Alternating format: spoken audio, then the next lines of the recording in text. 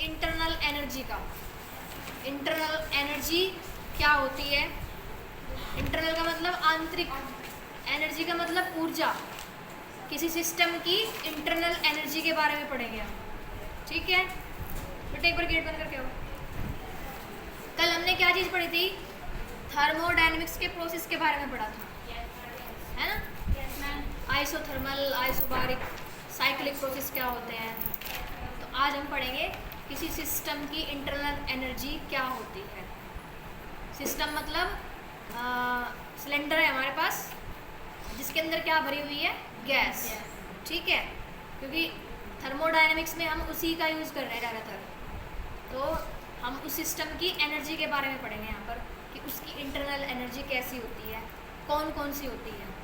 जैसे हमारे बॉडी के अंदर भी क्या होती है? इंटरनल एनर्जी होती है, खुद की भी एनर्जी होती है हमारी। एक हम जो खा रहे हैं उससे भी क्या मिलती है? एनर्जी मिलती है। तरह तरह की चीज़ें आप खाते हो, कोई पिज्ज़ा खाता है, बर्गर खाता है, चाउमीन खाता है, ठीक है? उससे भी क्या मिलती है बॉडी के अंदर? Energy.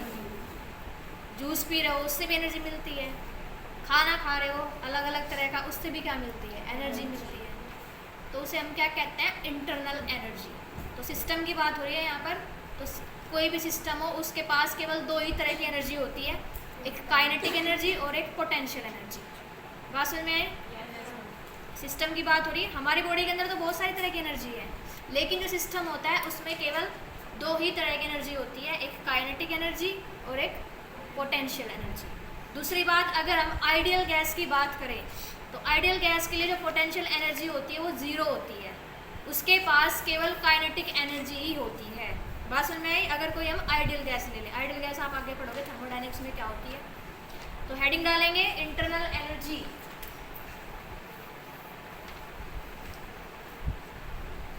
Internal energy two type से हम इसकी डेफिनेशन लिख सकते हैं। मैं डेफिनेशन लिखती हूँ, डेफिनेशन उतार ली दोनों। देखो क्या कहा है, क्या होती है internal energy? This sum of all forms, जितनी भी फॉर्म्स हैं। किसकी फॉर्म्स है? एनर्जी की। जितनी भी फॉर्म्स होती है एनर्जी की, मैंने सिस्टम के अंदर बताया आपको टू फॉर्म्स होती है। कौन कौन सी? काइनेटिक एनर्जी और potential energy. Stored with in a substance, यानी किसी सब्सटेंस के अंदर क्या रहती है? वो स्टोर्ड होती है। और एक सिस्टम, या आप क्या बोल सकते हो उसको? सिस्टम के अंदर स्टोर्ड भी बोल सकते हो। Is called its internal energy. उसी को हम क्या कहते हैं? उसकी इंटरनल एनर्जी कहते हैं। भाई किसी सिस्टम के अंदर जितनी भी एनर्जी है उसको सम कर दीजिए, जितनी भी एनर्जी की फॉर्म है उसको क्या कर दीजिए? सम कर दीजिए। वो क्या कहलाएगी? उसकी इंटरनल एनर्जी कहलाएगी। बात समझ में आई? इसी तरह से नीचे दिया हुआ है the sum of all the component. यहाँ कंपोनेंट की बात आ गई। बस घटक, कंपोनेंट का मतलब होता है घटक, अलग अलग घटक होते हैं एनर्जी के। Of energy due to internal factor of the system is called as internal energy. यानी यहाँ पर भी वही बात है कि जितने भी एनर्जी के कंपोनेंट है उनका क्या कर दीजिए? सम कर दीजिए। उसी को हम क्या कहते हैं? उसकी इंटरनल एनर्जी कहते हैं। बात समझ में आई?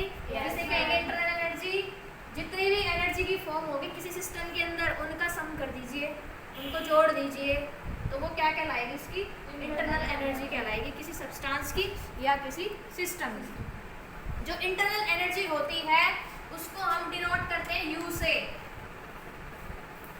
इंटरनल एनर्जी को हम डिनोट करते हैं किससे?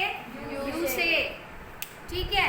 या ई से भी लिख सकते हो, और ई ज़्यादातर वैसे यू का इस्तेमाल होता है।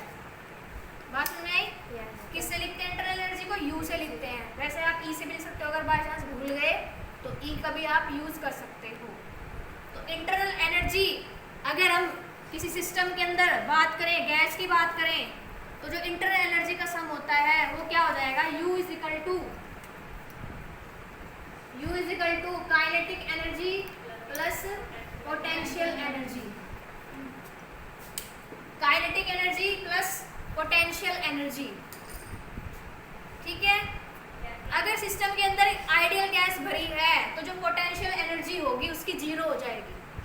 तो यहाँ पर लिख लेंगे पोटेंशियल एनर्जी क्या हो जाएगी? जीरो। किसके लिए? For an ideal gas. बात समझ में आई? क्योंकि वो जिगजैग मोशन में रैंडमली मूव करते रहते हैं, रुकते ही नहीं है, कहीं पर भी रुकते ही नहीं है, इसलिए उनकी पोटेंशियल एनर्जी कैसे रहती है? जीरो हो जाती है। इसलिए केवल उसके पास कौन सी वाली एनर्जी रहेगी? ओनली काइनेटिक एनर्जी रहेगी। बात समझ में आई? कौन सी एनर्जी रहेगी? काइनेटिक एनर्जी रहेगी। ठीक है, अब लिखेंगे आगे हम। मैं फॉर्मूला पुटअप कर देती हूँ, इसको आप उतार लीजिए। उतार लिया हो तो मैं रब कर दूँ उसको। हमने क्या बताया? अगर हमारे पास सिलेंडर है, गैस सिलेंडर है, तो उसमें दो तरह की एनर्जी होती है। कौन सी? पोटेंशियल एनर्जी और काइनेटिक एनर्जी। काइनेटिक एनर्जी और पोटेंशियल एनर्जी को सम कर दीजिए तो उसकी वो क्या हो जाएगी? इंटरनल एनर्जी हो जाएगी किसी सिस्टम की। बात समझ में आई? अब देखिए क्या लिखा है, फॉर एन आइडियल गैस। किसी भी आइडियल गैस के लिए जो पोटेंशियल एनर्जी होती है वो कैसी होती है? जीरो होती है। तो केवल क्या बची अब यहाँ पर? काइनेटिक एनर्जी बची। काइनेटिक एनर्जी का फॉर्मूला पुटअप कर देंगे। ये स्टेट ऑफ मैटर वाले चैप्टर से आता है, वो आपकी यूनिट में अब की बार नहीं है। क्या होता है? 3/2 nRT। क्या होता है? 3/2 nRT। R यहाँ पर गैस कांस्टेंट होता है, T यहाँ पर टेम्परेचर है, N यहाँ पर नंबर ऑफ मोल्स है। बात समझ में आई? अब देखो, जब काइनेटिक एनर्जी इसके इक्वल है, यानी कि यहाँ इस फॉर्मूले में रख देंगे हम, ये तो जीरो हो ही गई, पोटेंशियल एनर्जी तो जीरो हो गई ना, तो काइनेटिक एनर्जी की जगह पुट अप कर दीजिए, क्या आ जाएगा? 3/2 nRT। बात समझ में आई? अब देखो यहाँ पर क्या हो रहा है, R कांस्टेंट है, R कांस्टेंट है तो नंबर ऑफ मोल्स गैस के भी क्या हो जाएंगे? कांस्टेंट हो जाएंगे। तो क्या बचेगा? केवल टेम्परेचर बचेगा। यानी कि जो इंटरनल एनर्जी होती है वो फंक्शन होती है किसका? टेम्परेचर का। ये इसके डायरेक्टली प्रोपोर्शनल हो जाएगी। कैसे? अगर आप टेम्परेचर को चेंज करोगे तो इंटरनल एनर्जी भी क्या हो जाएगी? चेंज हो जाएगी। इसके बराबर आ रही है ना ये। बात समझ में आई? तो उतारोगे, अगर आप क्या करते हो, इंटरनल एनर्जी को चेंज करोगे तो टेम्परेचर भी चेंज होगा। अगर टेम्परेचर को चेंज करोगे तो इंटरनल एनर्जी भी चेंज होगी। इसलिए जो इंटरनल एनर्जी होती है जो फंक्शन ऑफ किसका होती है? वो टेम्परेचर का होती है। टेम्परेचर के ऊपर डिपेंड हो रही है यहाँ पर, क्योंकि दो चीजें तो क्या हो गई यहाँ पर? कांस्टेंट हो गई। तो लिख लोगे यहाँ पर N और R क्या है यहाँ पर? कांस्टेंट। तो वेरिएबल क्या रहेगा यहाँ पर? वेरिएबल रहेगा यहाँ पर ओनली टेम्परेचर। बात समझ में आई? यस। वेरिएबल क्या रहेगा? टेम्परेचर। सीधी सी बात है, ये हमारा सिलेंडर है, गैस सिलेंडर। यहाँ पर इसमें पिस्टन लगा हुआ है, तो नंबर ऑफ मोल्स भी यहाँ पर क्या हो गए? कांस्टेंट हो गए। और R क्या है? गैस कांस्टेंट होता ही है। दोनों चीजें क्या हो गई? कांस्टेंट हो गई। बचा क्या यहाँ पर? ओनली टेम्परेचर बचा। अब अगर आप क्या करोगे, टेम्परेचर को इंक्रीज करोगे तो इंटरनल एनर्जी भी क्या हो जाएगी? इंक्रीज हो जाएगी। अगर इंटरनल एनर्जी को आप इंक्रीज कर रहे हो तो टेम्परेचर के ऊपर भी उसका क्या पड़ता है? इफेक्ट पड़ता है। तो यहाँ पर जो इंटरनल एनर्जी आएगी वो किसके इक्वल आ जाएगी? टेम्परेचर के। अगर किसी सिस्टम के लिए डेल्टा T 0 है तो डेल्टा U भी क्या हो जाएगा? बताओ, इक्वल टू क्या हो जाएगा? 0 हो जाएगा। बात समझ में आई? इंटरनल एनर्जी को बढ़ाओगे टेम्परेचर भी बढ़ेगा। टेम्परेचर को इंक्रीज या डिक्रीज करोगे तो उसका इंटरनल एनर्जी के ऊपर भी क्या पड़ेगा? इफेक्ट पड़ेगा। बात समझ में आई? Yes ma'am. बहुत इंपॉर्टेंट है ये।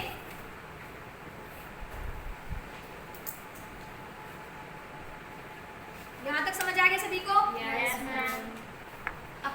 अब देखो, जो इंटरनल एनर्जी होती है वो एक स्टेट फंक्शन होती है। लिखोगे यहाँ पर स्टेट फंक्शन। इंटरनल एनर्जी क्या होती है? स्टेट फंक्शन होती है। कैसे? स्टेट फंक्शन क्यों है बताओ? क्योंकि स्टेट फंक्शन हम किसे कहते हैं? जो केवल किसके ऊपर डिपेंड करती है? इनिशियल और फाइनल वैल्यू के ऊपर डिपेंड करती है, जो पाथ के ऊपर डिपेंड नहीं करती। तो यहाँ पाथ से कोई मतलब नहीं है, यहाँ पर किससे मतलब है? ओनली स्टेट से मतलब है। डेल्टा T से मतलब है, डेल्टा U से मतलब है। बात समझ में आई? डेल्टा U क्या होता है? बताओ डेल्टा U क्या होता है? U को माइनस U1 लिख सकते हो, या U फाइनल और U इनिशियल लिख सकते हो। बात समझ में आई? इसी तरह टेम्परेचर की अगर हम बात करें, डेल्टा T क्या लिख सकते हो आप इसको? T2 माइनस T1 या T final minus T initial.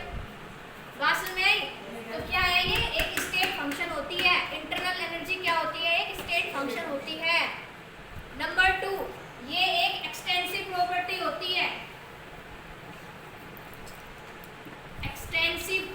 Property, ये एक एक्सटेंसिव प्रॉपर्टी होती है।